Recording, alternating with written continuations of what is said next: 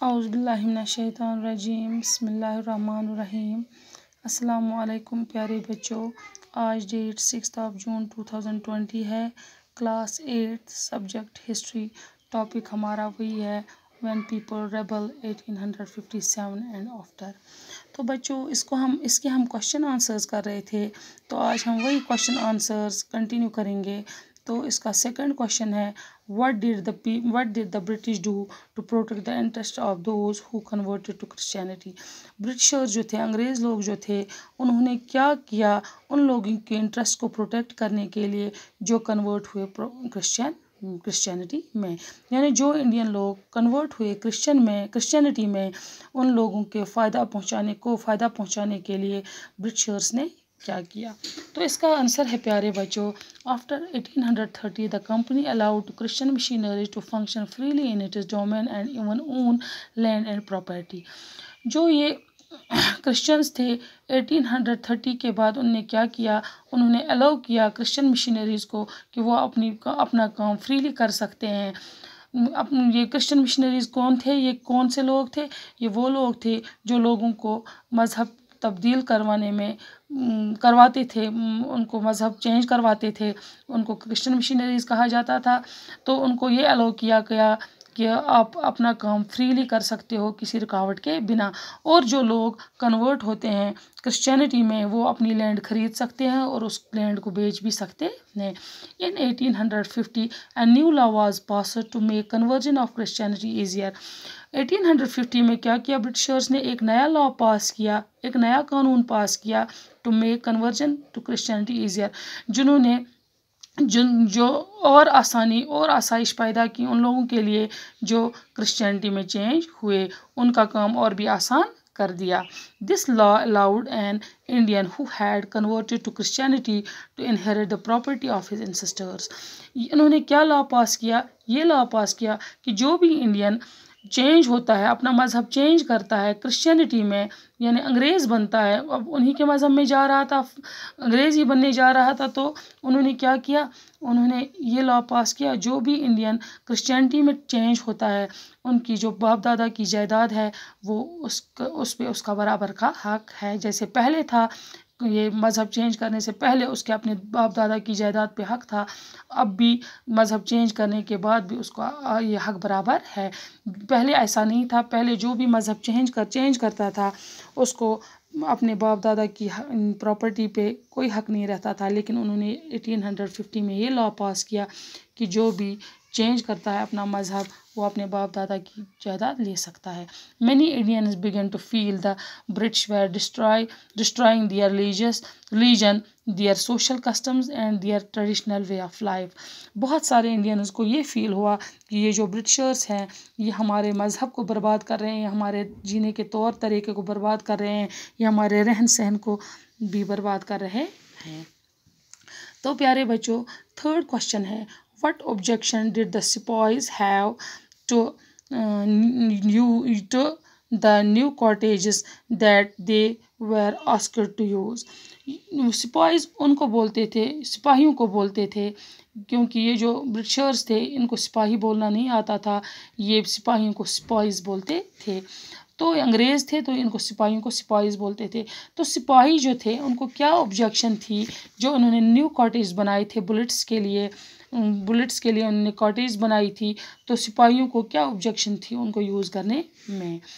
तो आंसर है इसका प्यारे बच्चों, the new cottage were suspected of being coated with the fat of cow and pig. Both Hindus and Muslim spies were offended by the introduction of these cottages.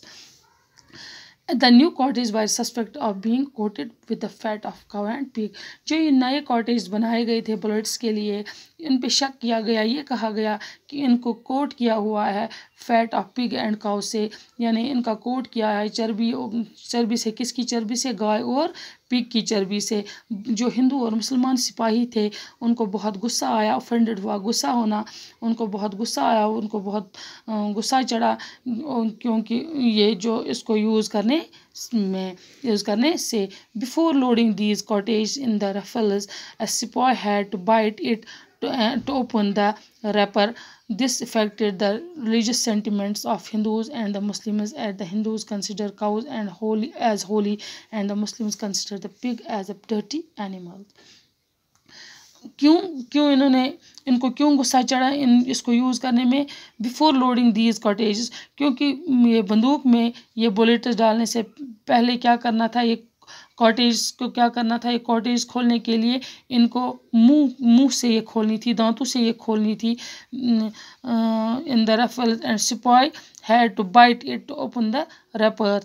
This affected the, इससे क्या हुआ, इससे क्या किस पे असर पड़ा? Religious sentiments पे असर पड़ा. किन के?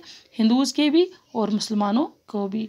इनके रिलीजियस सेंटिमेंट्स पे असर पड़ा, क्योंकि ये जो हिंदूज़ है consider cow as the holy, ये गाय को बहुत पवित्र यानी पाक मानते हैं, और मुसलमान जो है ये पिग को यानी सूअर को बहुत ही गंदा एनिमल मानते हैं. इनके मज़हब में, इस्लाम में ये हराम करार दिया गया है, तो इसको मुसलमान बाइट नहीं कर सकते थे. और गाय की इस चर्बी को हिंदू नहीं बाइट कर सकते थे. तो इन चीज़ों से क्या हुआ, इनके रिलीजियस सेंटिमेंट्स पे असर पड़ा.